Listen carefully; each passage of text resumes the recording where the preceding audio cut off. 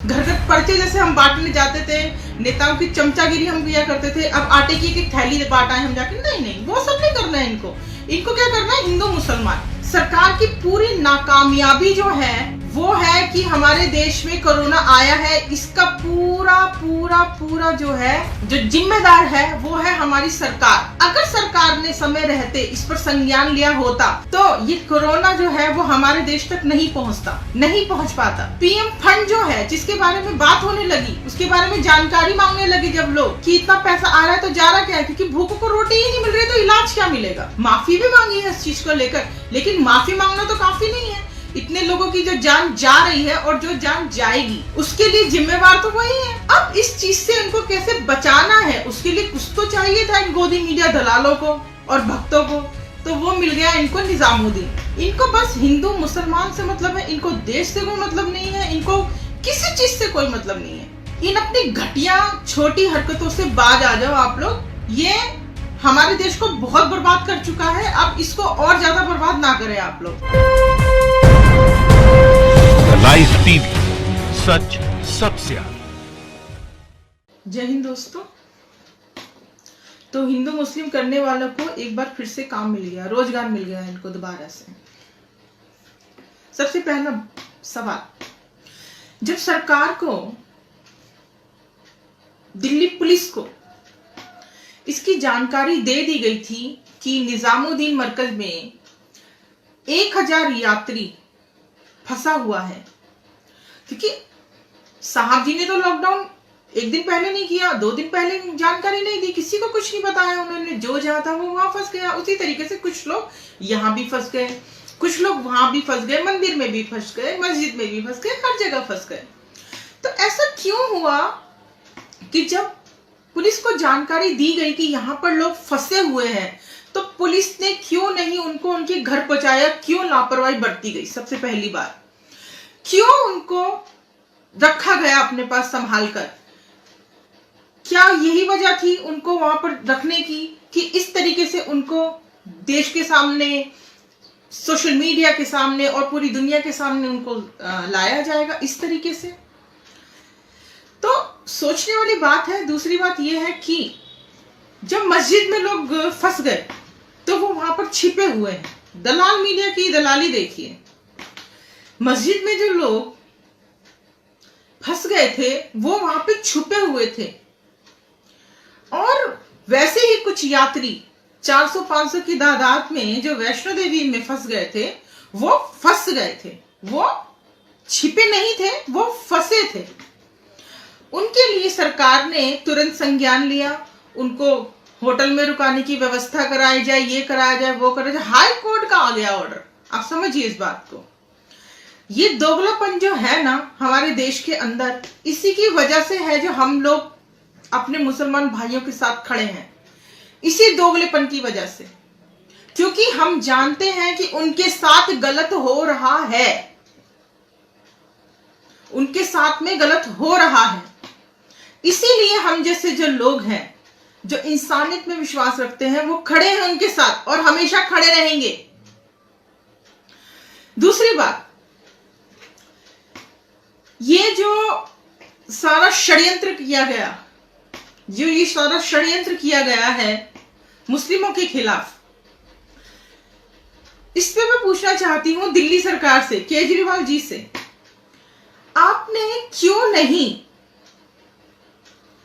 इसकी पड़ताल की, इसके बारे में जानकारी ली, इसके बारे में बिना कुछ पड़ताल किए हुए आपने सीधा निजामुद्दीन पर एफआईआर का ऑर्डर क्यों किया?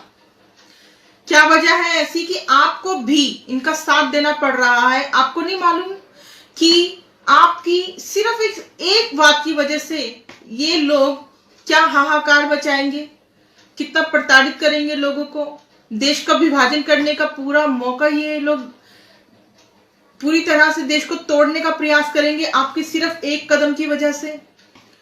मैं जानती हूं आपके लिए देश ही सर्वोपरि है, आप धर्म नहीं, आप देश को मानते हैं, और बहुत अच्छी बात है, हम सभी के लिए देश सबसे पहले है। लेकिन सही और गलत को समझना भी हमारा ही काम है। जो चीज सही है वो सही है और जो गलत है वो गलत है। आपने बिना बिना जांच पड़ताल के तुरंत एफआईआर का ऑर्डर दिया। मैं जानती हूं अगर यही दिल्ली के किसी मंदिर का होता तब भी आप यही करते, मैं जानती हूं इस बात को। लेकिन बिना जांच पड़ताल के इस तरीके से ऑर्डर देना बिल्कुल गलत है, बिल्कुल गलत है, और मैं इसका पूरी तरह से विरोध करती हूं। निजामुद्दीन के साथ में जो भी किया गया है, मुस्लिम भाइयों को जिस तरह से प्रताड़ित किया गया है, मैं पूरी तरह से इस चीज के खिलाफ हूं। ये गलत हुआ है, ये नहीं होना चाहिए था। दूसरी बात, जितने भी लोग हैं, ये जो दोगले मीडिया, तो खैर इसका तो दोगलापन जग जाहिर है और पहले से ही मालूम है सबको कि ये लोग किस तरीके से एक प्रोपेगेंडा झूठ की मशीनरी लेकर चले आते हैं हमेशा। अब ये जो सारी नाकामयाबी है, देखिए जिस टाइम में सरकार को संज्ञान लेना था कोरोना पर, उस टाइम में ये एमपी में सरकार गिराने में व्यस्त थे, विधायकों को खरीद फरोख्त में व्यस्त थे। ठीक है, सरकार की पूरी नाकामयाबी जो है वो है कि हमारे देश में कोरोना आया है, इसका पूरा पूरा पूरा जो है, जो जिम्मेदार है वो है हमारी सरकार। अगर सरकार ने समय रहते इस पर संज्ञान लिया होता, राहुल गांधी ने ट्वीट के माध्यम से बताया था इस बारे में, 2 महीने पहले भी आगाह किया था सरकार को कि ऐसा कुछ होने वाला है, लेकिन तब भी इस बात को गंभीरता से नहीं लिया सरकार ने, और ये एमपी में सरकार गिराने में और खरीद फरोख्त करने में बिजी रही। उसकी वजह से ये जो है एयरपोर्ट सील नहीं किया गया, यातायात को नहीं रोका गया, और इन सब चीजों के चक्कर में जो हुआ, कोरोना हमारे भारत में एंट्री कर गया। नहीं तो अगर एयरपोर्ट को सुरक्षित कर दिया गया होता तो ये कोरोना जो है वो हमारे देश तक नहीं पहुंच पाता। लेकिन क्योंकि अब ये सरकार की पूरी असफलता है, विफलता है उनकी, और जिसके लिए ये साहब ने, हमारे मोदी जी ने माफी भी मांगी है इस चीज को लेकर, लेकिन माफी मांगना तो काफी नहीं है। इतने लोगों की जो जान जा रही है और जो जान जाएगी उसके लिए जिम्मेवार तो वही है। अब इस चीज से इनको कैसे बचाना है, उसके लिए कुछ तो चाहिए था इन गोदी मीडिया दलालों को और भक्तों को, तो वो मिल गया इनको निजामुद्दीन। ठीक है, जिसकी वजह से ये सब षड्यंत्र जो है ये करा जा रहा है। और जब खाली बैठे तो लोग थे जो अभी तक भूखों को खाना तो खिलाया नहीं, इन लोगों ने लूडो खेलते रहे, रामायण एंजॉय करते रहे, अपने अपने घरों में बैठे रहे छुपकर चूहों की तरह। अब वो आ गए बाहर निकल के, निजामुद्दीन, मुसलमान, ये और वो और ये, बस क्योंकि इन लोगों को इससे ज्यादा कुछ नहीं आता। इनको कोई मतलब नहीं है इनके आसपास में कोई भूखा सो रहा है, बच्चे तड़प रहे हैं, बिलख रहे हैं भूख से, उनके लिए हम कुछ करें। घर घर पर्चे जैसे हम बांटने जाते थे, नेताओं की चमचागिरी हम किया करते थे, अब आटे की एक थैली बांटा है हम जाके, नहीं, वो सब नहीं करना है इनको क्या करना है, हिंदू मुसलमान। इनको बस हिंदू मुसलमान से मतलब है, इनको देश से कोई मतलब नहीं है, इनको किसी चीज से कोई मतलब नहीं है। और सबसे बड़ी सोचने वाली बात है, ये जो एक निजामुद्दीन में जिन लोगों को रोका गया था, पुलिस ने जिनको रोका था, उन लोगों को सामने कब लाया गया, जब पीएम फंड जो है जिसके बारे में बात होने लगी, उसके बारे में जानकारी मांगने लगे जब लोग कि इतना पैसा आ रहा है तो जा रहा क्या है, क्योंकि भूखों को रोटी ही नहीं मिल रही तो इलाज क्या मिलेगा। जब ये सवाल उठने लगे तो उन सवालों को दबाने के लिए ये वाला मुद्दा लाया गया। देश की जनता जो है इतनी भी बेवकूफ नहीं है जितनी इन लोगों ने समझा है। ठीक है, और इन अपनी घटिया छोटी हरकतों से बाज आ जाओ आप लोग। ये हमारे देश को बहुत बर्बाद कर चुका है, अब इसको और ज्यादा बर्बाद ना करें आप लोग। आई बात समझ में? तो अपनी हरकतों से, अपनी गिरी हुई हरकतों से बाज आ जाओ आप लोग। दूसरी बात, जवाब तो सरकार को देना होगा। ये तो आप ना सोचे कि इन जो गिरी हुई हरकतें हैं जो आप लोगों की, इसकी वजह से जो है कि सरकार को जवाब नहीं देना पड़ेगा। सरकार को तो जवाब देना होगा। जो इतने लोग मर रहे हैं, जिनको इलाज नहीं मिल रहा है, और किस तरह से हम देख रहे हैं अस्पतालों में कैसे चेकिंग हो रही है, सबको नजर आ रहा है किस तरीके से चेकअप हो रहा है उनका, किस तरीके से डॉक्टर उनको ट्रीट कर रहे हैं, वो सब, क्योंकि सोशल मीडिया का जमाना है, कुछ छुपा तो है नहीं किसी से, वो सारी चीजें नजर आ रही है। गलतियां, कमियां भी दिल्ली के अस्पतालों की नजर आ रही है दलालों को। दिल्ली के अस्पतालों में कमियां हैं, और पूरे देश के जो अस्पताल हैं यूपी हो चाहे बिहार हो, सब भी बिल्कुल ही चकाचक एकदम तैयार है बिल्कुल ही कोरोना से निपटने के लिए। समझ गए आप? ये दलाली, इसको कहा जाता है दलाली। ठीक है, तो ये दलाली करना, ये दलाल पत्रकार छोड़ दे, ये दलाल मीडिया, ये दलाली करना छोड़ दे। और अंधभक्त, आप लोग थोड़ा इंसानियत से जरा काम लें और अपने आसपास के भूखों को थोड़ा खाना खिलाएं जरा। ठीक है, ये हिंदू मुसलमान तो आप करते ही आए और करते ही रहोगे। अगर जिंदा रहोगे तो आपस में लड़ भी लेना भाई, ठीक है, लेकिन पहले क्या है ना, भूखों को खाना खिला दो। ठीक है, और जो लोग भी मुझसे सवाल कर रहे हैं उन सबसे मैं ये कहना चाहती हूं कि यही सरकार से सवाल करें। आपने मुझे नहीं चुना है, मैं आपकी कोई लीडर नहीं हूं। आपने चुना है सरकार को, आपने उनको वोट दिया है, आप उनसे बात कीजिए, आप उनसे सवाल कीजिए।